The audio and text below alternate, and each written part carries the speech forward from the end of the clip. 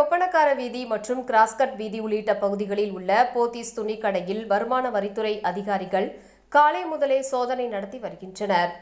பிரபல ஜவுளி நிறுவனமான போத்தீஸ் நிறுவனம் தமிழகத்தில் சென்னை, கோவை, மதுரை, நெல்லை உள்பட பல்வேறு பகுதிகளில் துணிக்கடைகளை நடத்தி வருகின்றது.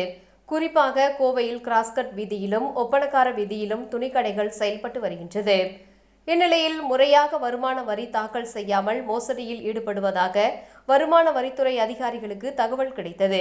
இதனையடுத்து தமிழகம் முழுவதும் வருமான வரித்துறை அதிகாரிகள் இன்று காலை முதலே அதிரடி சோதனையில் ஈடுபட்டுள்ளனர். குறிப்பாக கோவையில் உள்ள 2 கடைகளிலும் சோதனை நடத்துவதற்காக 4 வாகனங்களில் வந்த வருமான வரித்துறை அதிகாரிகள் தொடர் சோதனையில் ஈடுபட்டு வருகின்றனர். காலை நேரத்தில் நடத்தப்படும் இந்த வருமான வரித்துறை சோதனை காரணமாக பரபரப்பான சூழல் நிலவி வருகிறது.